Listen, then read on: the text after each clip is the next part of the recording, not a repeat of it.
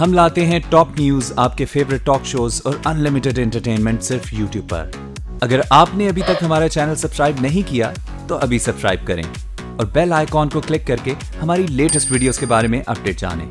Subscribe कीजिए और हम आपको लिए चलेंगे आपकी फेवरेट वीडियो की तरफ।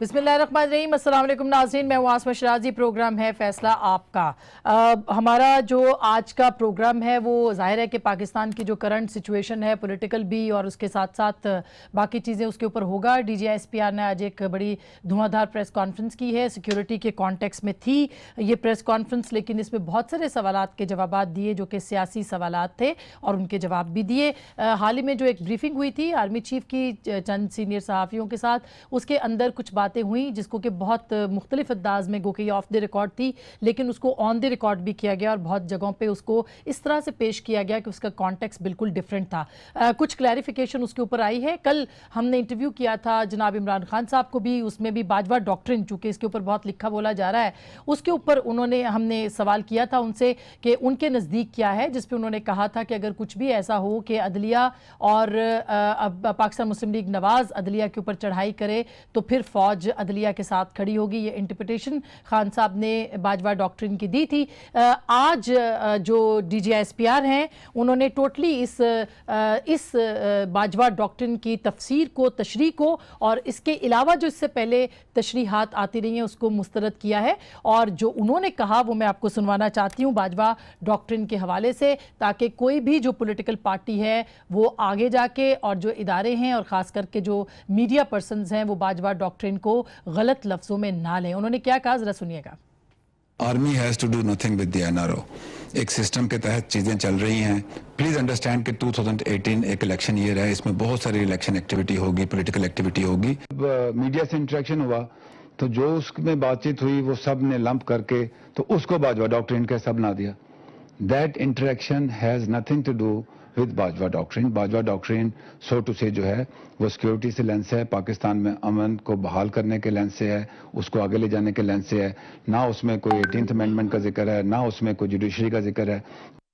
जी बिल्कुल, ये आप सुन रहे थे कि उन्होंने कहा, दूसरी जो बाइट थी वो NRO के हवाले से थी। उन्होंने कहा कि NRO करना कोई फौज का काम नहीं है और ना ही इस सिलसिले के अंदर होंगे। बहुत वाज़ेह लफ्ज़ों में उन्होंने एक जवाब दिया। दूसरी तरफ आज एक कल से जो एक मीटिंग चल रही है, मीटिंग हुई है चीफ जस्टिस की और प्राइम मिनिस्टर पाकिस्तान की, उसका बहुत चर्चा है।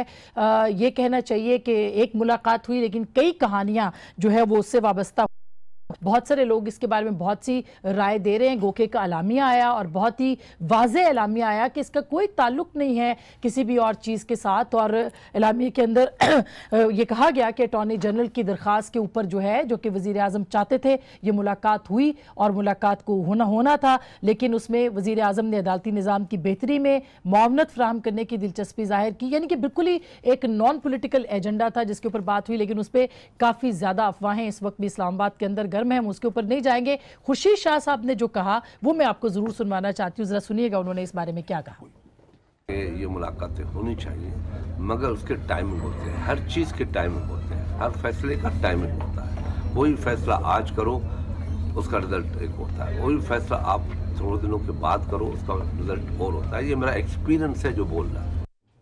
और चूंकि अब ये इस पे बात हो ही रही है और NRO की बातें भी चली रही हैं, कल भी हमने खान साहब से भी NRO का पूछा। आज तर्जुबान पाकिस्तान तहरीक इंसाफ जो हैं उन्होंने NRO के हवाले से काफ़ी लंबी चौड़ी बात की है और उन्होंने ये कहा कि अगर किसी किस्म का NRO होगा तो हम सड़कों पर आएंगे। फवाद चौधरी ने क्या कहा, जरा सुनिएगा।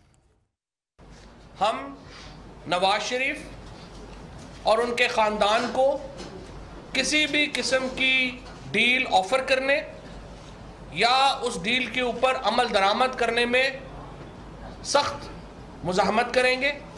ये नहीं हो सकता कि आप अदालतों पे दबाव डालें, उसके बाद अपनी 30 साल से जो आप इक़्तिदार में हैं उसको पोजीशन को जी ये अदालतों पे दबाव डाले, ये भी उन्होंने कहा और कहा कि हम इसके ऊपर जो है वो एहतजाज भी करेंगे अगर कुछ ऐसा होता है। हम बड़े दिनों से बात कर रहे थे कि बयानिया थोड़ा PMLN का तब्दील हो रहा है, कुछ लहजे में नरमी आ गई है, लेकिन आज मियां नवाज शरीफ साहब जो कि कल उन्हीं के वज़ीर आज़म ने मुलाकात की थी, आज ना सिर्फ उन्होंने जजों बल्कि चीफ जस्टिस पे तनकीद के तीर बरसा दिए।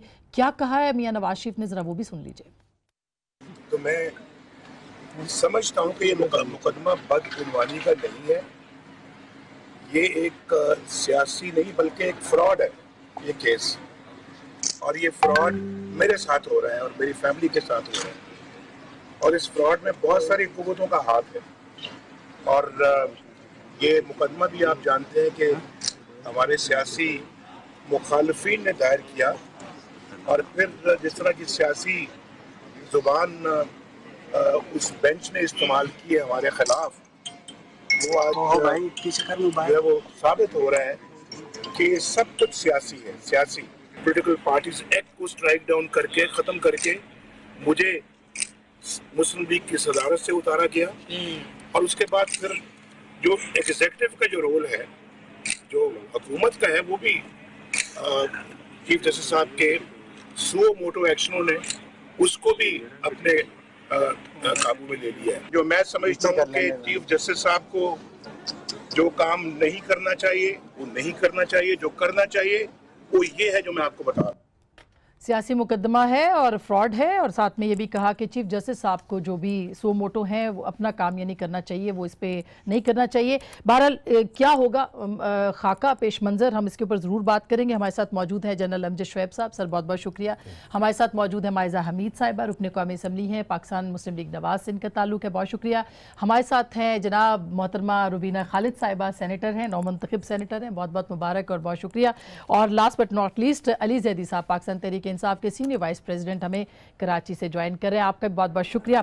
सबसे पहले तो मैं जनरल साहब आपसे ही जानना चाहूँगी, ये जो आज एनआरओ का भी कह दिया डीजीएसपीआर ने, फिर उन्होंने कहा बाजवा डॉक्ट्रिन को बिल्कुल आप गलत ले रहे हैं, इसका कोई सियासी मकसद नहीं, मतलब उनका ये कहना था कि पुरअमन बनाना है उसका, इसका क्यों ये बाजवा डॉक्ट्रिन के हवाले से खबरें इतनी मशहूर हो गई और क्यों क्लैरिफिकेशन देनी पड़ी?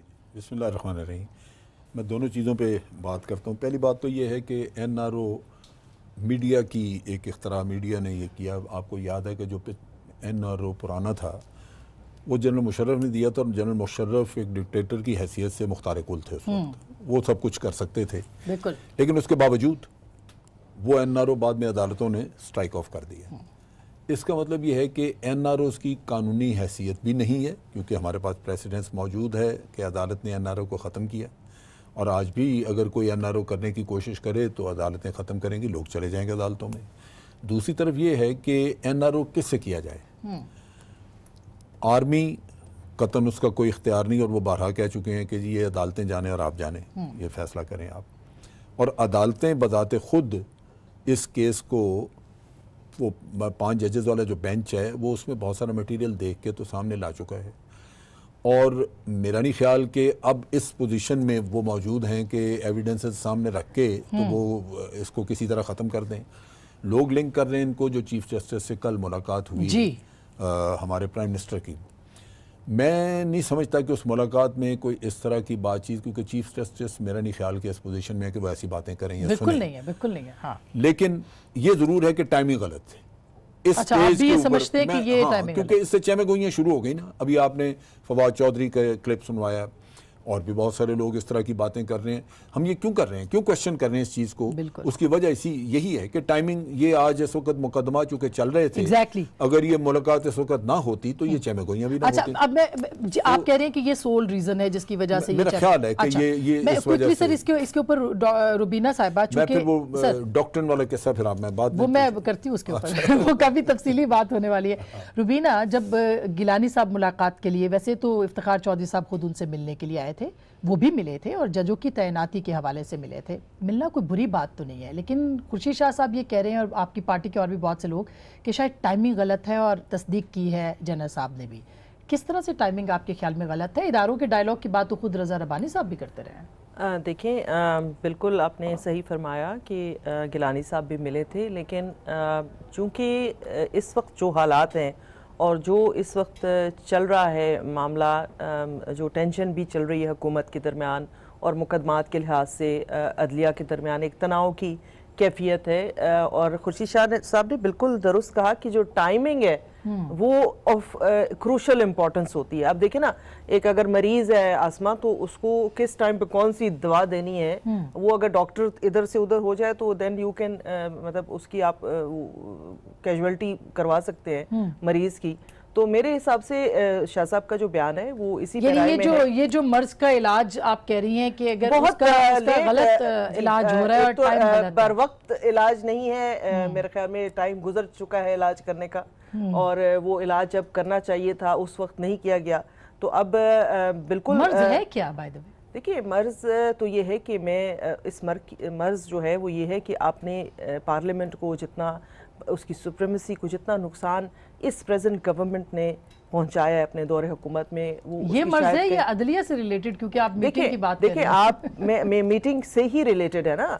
जब आपने पार्लियामान को वो वक़्त, वो इज्जत, वो वकार नहीं दिया जो उसका था, हाँ। आपने पार्लियामेंट से बाहर रह के अपनी सारी एक्टिविटीज की, अपने सारे फैसले जो हैं, तो पार्लियामेंट को एक लिहाज से आपने कमजोर किया। सही। तो वो जो आपके वो जो और अदलिया पे हमले किए, बिल्कुल जुबानी हमले किए और इदारों को तसादम की तरफ ले जाने की कोशिश की, जो कि फॉर्चुनेटली वो नहीं हुई। अच्छा मैं क्विकली, बिल्कुल आप जो बात करिए मर्ज की दवा, ये अली वो कहते हैं ना मर्ज बिगड़ता गया जो इलाज जो दवा की, बिल्कुल, और गलत दवा की। डॉक्ट्रिन की भी बात हो रही थी। खैर कल जो खान साहब ने डॉक्ट्रिन का मतलब बताया था वो तो आज मुस्तरद हो गया है। आज डीजी ISPR ने कहा कि ये तो मतलब ही नहीं है, कि मतलब ज़ाहिर है इनडायरेक्टली उनसे सवाल तो यही था कि बाजवा डॉक्ट्रिन के ऊपर बहुत सी बातें हो रही हैं। आप कल की मुलाकात और फिर ये बाजवा डॉक्ट्रिन के ऊपर वजाहत, क्या मतलब लेंगे आप इसका? जी अली जैदी साहब। अच्छा मुझसे पूछ रही हैं? जी आपसे आपकी आवाज गायब हो गई थी बीच में इसमें। जी आप जरा सवाल अपना दोहरा लीजिए। मैं कह रही हूं कि आपकी कल की मुलाकात का आप क्या वो समझ रहे हैं कि ये मुलाकात जो हुई इसका क्या टाइमिंग गलत थी, नहीं थी, क्या थी? और दूसरी बात ये है कि बाजवा डॉक्ट्रिन जो वजाहत आई थी वो तो मुस्तरद हो गई आज। देखें जो कल की मुलाकात थी, टाइमिंग के हिसाब से तो ऑफ कोर्स सवाल पूछना चाहिए, क्योंकि टाइमिंग इंप्रेशन ये शायद PMLN देना चाह रही है कि कोई अंडरस्टैंडिंग हो गई है। लेकिन आप देखें 2010 में गिलानी साहब जो थे उस वक्त इफ्तिखार चौधरी से भी मिले थे जाके, मगर जो इससे बड़ा क्वेश्चन है वो ये कि जो प्राइम मिनिस्टर है वो तो अभी भी वजीर आजम कहता है कि नवाज शरीफ वजीर आजम है।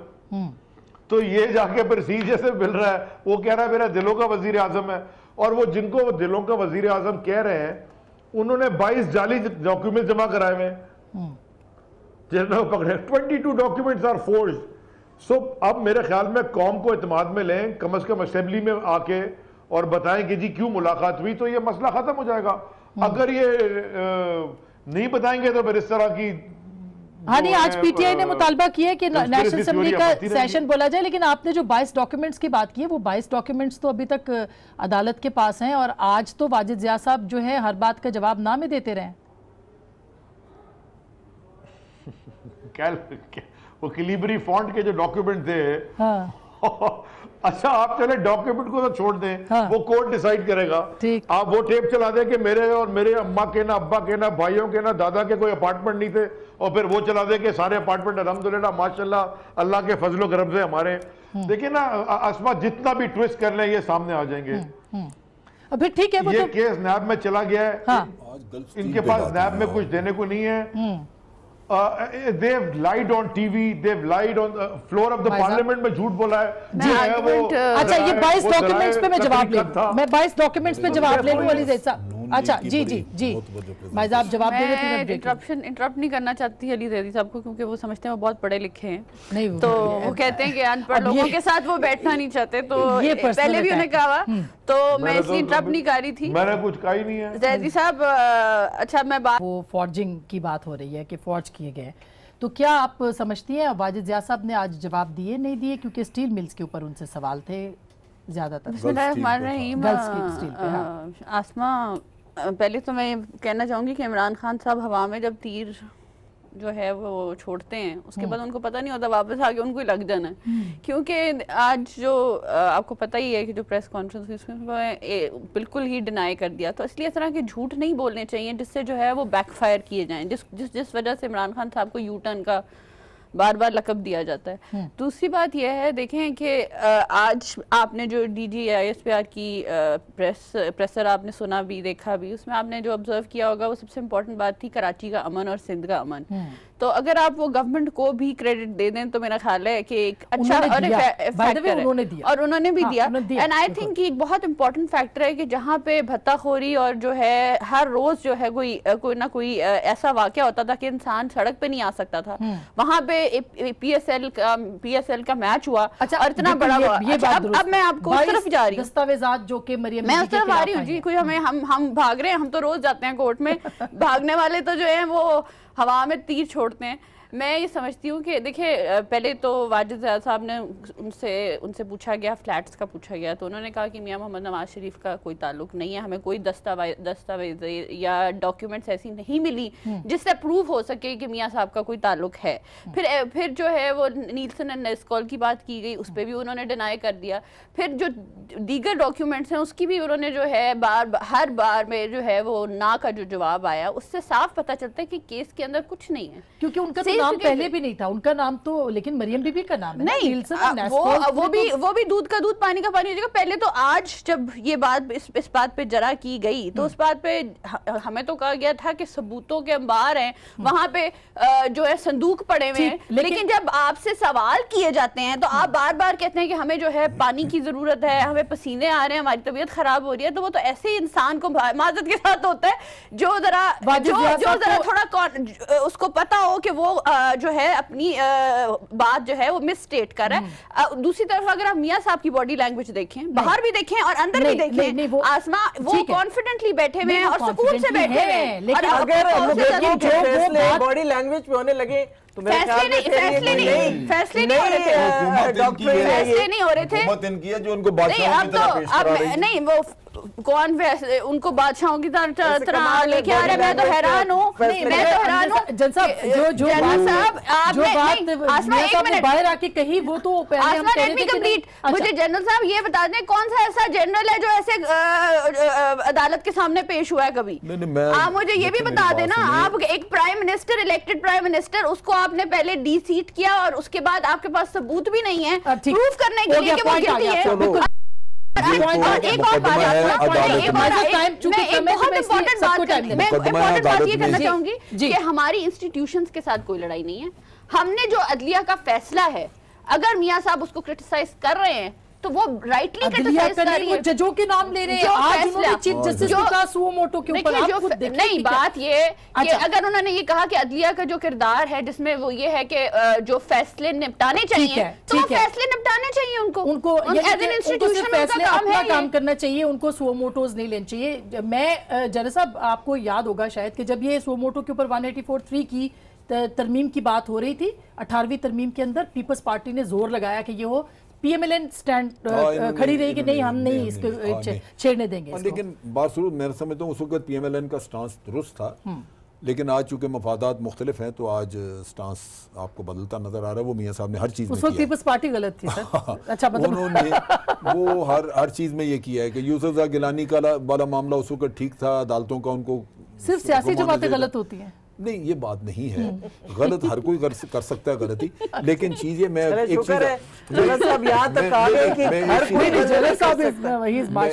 एक चीज आपको बताऊं। बात ये है, मेरा चूंकि फौज से ताल्लुक है और आप उस नाते से अगर मुझे फौज का सवाल पूछें, मैं वो भी इंशाल्लाह अपने ईमान की रूह से मैं बिल्कुल इंडिपेंडेंट आपको जवाब आप पूछें कि मुशर्रफ साहब क्यों नहीं आ रहे, कि अपने आप को अदालत में क्यों नहीं पेश करते? भी बात हो जाएगी, कोई वो तो वैसे कहते रहे, अब पहले भी कहते रहे, उनकी जाती राय आप वैसे तारीख निकाल के देख लें, आज तक पाकिस्तान में मुंतखब प्राइम मिनिस्टर ये अदलिया के सामने। अच्छा सर, एक सेकंड जी सर, पहले ये ध्यान में रखो कि मुशर्रफ को मैंने पकड़ के लाके नहीं बिठाया। मैं तो आपको ये काम तो सियासी हुकूमतों का है ये है कि मुशर्रफ साहब को अपने मुकदमात फेस करने चाहिए। अगर वो नहीं करेंगे तो मुकदमात, as a student of history पूछना चाह रही हूँ कि कब नजर आएगा कोई ऐसा टाइम जब कोई एक जनरल जो है वो अदालत के सामने पेश होगा? मादा, तेरा मसला यही है कि जब मैं तेरे साथ बैठता हूँ ना, तू मेरे एक कान खा जाता है। अच्छा, दूसरा ये फारिग हो जाता है, दूसरे से वैसे बंदा इतना काम नहीं। मेरी बात इतनी है कि मुशर्रफ साहब के मुकदमात खत्म नहीं होंगे जब तक वो आके फेस नहीं और उनको वो मौजूद रहेंगे, वो कभी ना कभी करने पड़ेंगे। इसको बेहतर ये है कि आप फेस करें। एक चीज, वैसे वो नहीं आ रहे ना, मुझे नहीं इल्म उसका, मैंने पता नहीं, लेकिन अगर नहीं आ रहे तब भी आना तो होगा ना किसी वक्त, क्योंकि मुकदमा हवा में तो नहीं उड़ जाएंगे, ये तो रहेंगे इसी उड़ भी जाते हैं, तो ये चीज तो चलेगी इस तरह। अच्छा जन साहब, अब चूंकि ये अभी डॉक्टर पे मैंने बाद में आना था, लेकिन डॉक्टर से मैं बात अगर करती हूँ जल्दी से, जी कर ले, क्योंकि डॉक्टर जो है वो इम्पोर्टेंट है। अच्छा, जब ये बात सिक्योरिटी के मामले में बाजवा साहब ने कुछ ख्यालात का इजहार किया, लेकिन उन्होंने इसको डॉक्टर का नाम नहीं दिया था, खुद नहीं दिया।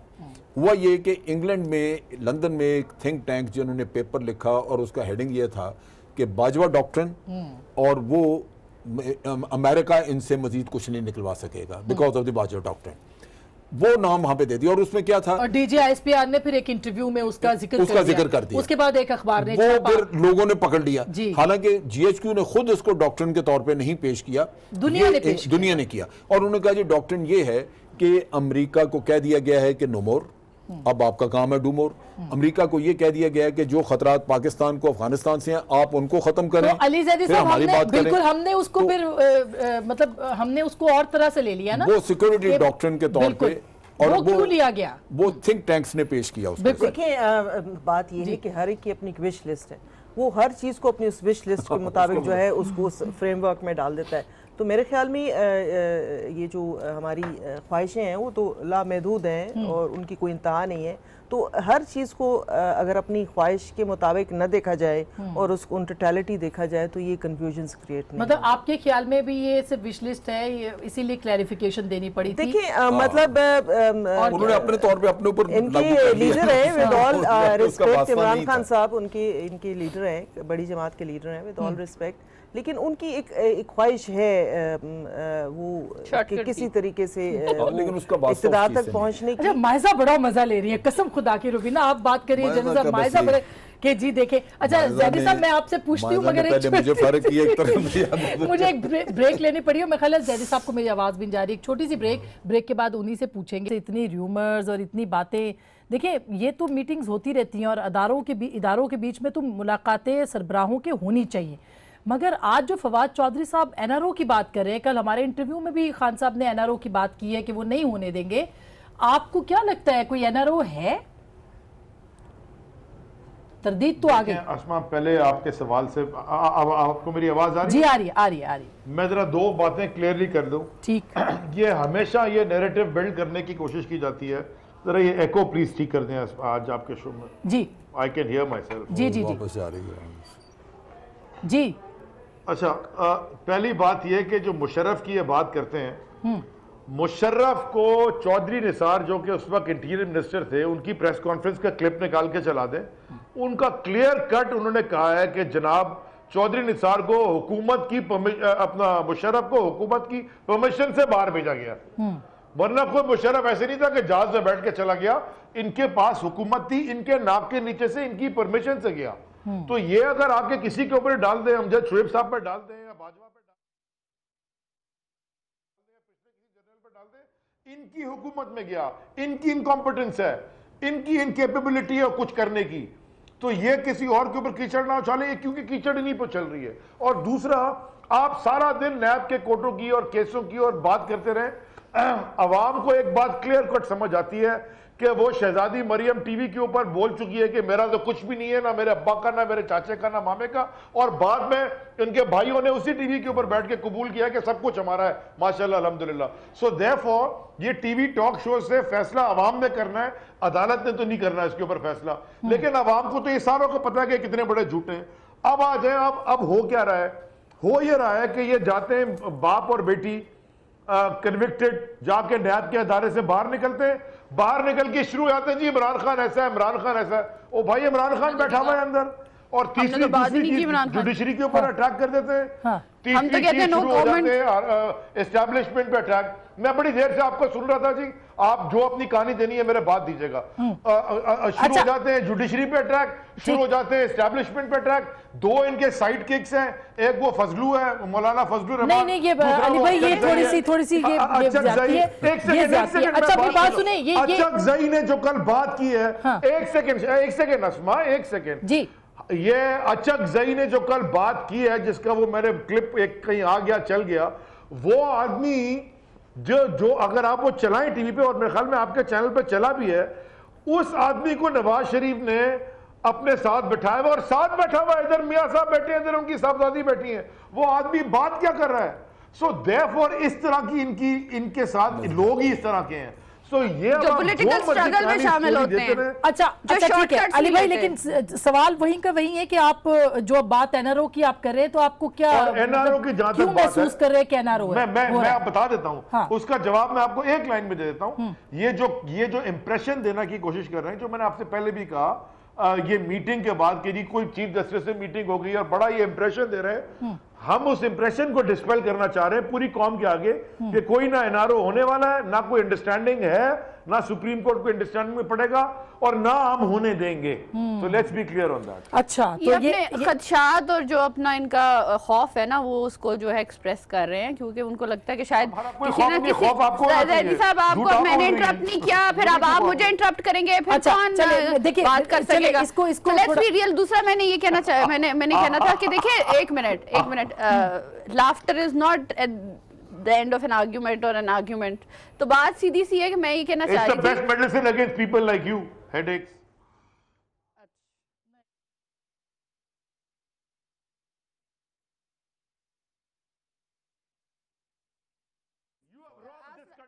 And you are defending आपके बारे में टीवी के ऊपर बैठ के डिफेंड कर रहे हैं। अगर मैं इमरान खान साहब के बारे में ये बात करूंगी तो फिर आप talk about my leadership like that. I'm sorry, I will not listen to this.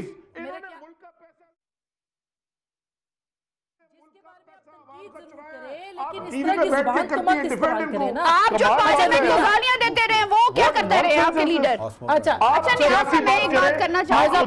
इन्होंने पहले मरियम बीबी के बारे में भी बात की, मरियम बीबी के बारे में बैठ के मरियम नवाज बात नहीं करनी चाहिए। मैं आपको ये सिर्फ वो बात अगर टीवी की और चैनल की करते हैं ना, तो ये फिर वो भी चैनल दिखाएं, वो भी स्क्रीन दिखाएं जहाँ पे मरियम बीबी तकरीर कर रही होती है और अवाम उनके साथ जो है आवाज में आवाज मिलाती है और मजमा खड़ा होता है। और इमरान खान साहब को वही मजमा जो है वो डिस्टर्ब कर रहा है और उनके सर पे सवाल है। मैं माइजा में चूंकि एक कंस्ट्रक्टिव हम बात कर रहे हैं और यही होनी चाहिए। कैसे हो सकती है with this kind of argument? बिल्कुल एनआरओ की खबरें क्यों आ रही हैं, क्यों इसको पॉलिटिकल पार्टीज इदारों को कंट्रोवर्शियल, मीटिंग्स तो होती रहती हैं इदारों के बीच में, इसमें कोई कबाहत तो नहीं है, क्यों कंट्रोवर्शियल बनाया जा रहा है? आसमा, पहली बात तो ये है कि पॉलिटिकल इंटरकोर्स या डिबेट जो है वो इश्यूज़ पे होना चाहिए। अनफॉर्चुनेटली मेरी बहन है माइजा, और मैं being woman I will not stand for कि कोई भी किसी भी खातून के बारे में इस तरह के अल्फाज इस्तेमाल करें। ये चीज़ ठीक नहीं है। और ये जो नया कल्चर नहीं, मुझे भाई बात करने दें, ये जो नया कल्चर इंट्रोड्यूस कराया गया है, ये इससे जितना नुकसान हुआ है हमारी इखलाकी कदरों को, वो नाकाबिले बयान है। अब मुझे नहीं समझ आती कि हमें अब कितने अरसा और लगाना पड़ेगा और क्या तरीका कार करना पड़ेगा कि अपनी वो इखलाकी कदरें जो हम आहिस्ता आहिस्ता खो चुके हैं तकरीबन, उनको वापस लेकर आएँ। ये एक दूसरे का लिहाज ज़रूर आप आर्ग्यू करें, आपका हक है, हर किसी का हक है, लेकिन उस आर्ग्यूमेंट को इस तरह से पर्सनल होके मेरी शिकायत दोनों पार्टियों से, आपके अलावा मेरी दूसरी इनकी नवाज लीग का भी ये कल्चर अब बन गया है। कौन सा गलत था? नहीं, अच्छा वो उसमें लंबी डिबेट हो जाएगी। आपकी बात बिल्कुल सही है। अच्छा अब ये लंबा हो जाएगा, जो भी है तनकीद जरूर करें, लेकिन किसी के ऊपर जाती अटैक। असल इशू जो आपका क्वेश्चन था, वो आपका क्वेश्चन बिल्कुल बचा है कि एक मुलाकात को इतना सियासी, लेकिन जिस हालात में और जिस टाइमिंग पे और जिस तरीके कार से हुई है, नेचुरली लोग दे विल बी रेज्ड, लोग पूछेंगे। तो बेहतर था कि अगर इसको किसी, अगर वाकई एफबीआर के मामलात थे तो खत के जरिए भी कन्वे किया जा सकता है। इसीलिए डीजीआईएसपीआर ने भी वजाहत की है कि एनआरओ का कोई नाम, लेकिन मुझे पहले ये समझाए ना, अगर एनआरओ कौन करेगा? से किसी ने पूछे थे नहीं मुलाकातों पे, उन्होंने कहा था जी बेहतर ये है कि आप उनसे जनरल साहब इंतहाई अदब के साथ मुझे ये बताया एनआरओ आखिर कराएगा कौन ना? एनआरओ अगर अदलिया के ऊपर भी पीटीआई जैसे मुलाजिम हुआ था, नहीं मेरी बात सुने ना, इस हाजिर वक्त की बात कर रही हूँ कि पीटीआई को मुकम्मल एतमाद है अदलिया के ऊपर, हम सबको है, क्योंकि वो कह रहे हैं कि बड़े अच्छे फैसले अदलिया के आ रहे हैं। फिर फौज पे हम सबका एतमाद है, और जब इनको इन इदारों पे एतमाद है तो फिर एनआरओ का क्वेश्चन कहाँ से आएगा? फिर तो ये नहीं होना चाहिए। लेकिन आज जाहिर है जो प्रेस कॉन्फ्रेंस हम सुन रहे थे उसमें तो ये बात तरदीद आ गई। लेकिन आज मैं टाइमिंग्स के बारे में बात करना चाहूंगी, जो टाइमिंग की बार बार बात की जा रही है। अगर आप एक बात और भी नोटिस करें वो ये है कि एक मिनट, कल जो है वो पीएम की मीटिंग हुई चीफ जस्टिस के साथ, तो उसको अगर आपने सस्पिशियसली भी देखना हो तो अगले दिन जब फॉर्मर प्राइम मिनिस्टर ने जो भी प्रेस टॉक की है वो बिल्कुल ऑपोजिट कर दी है।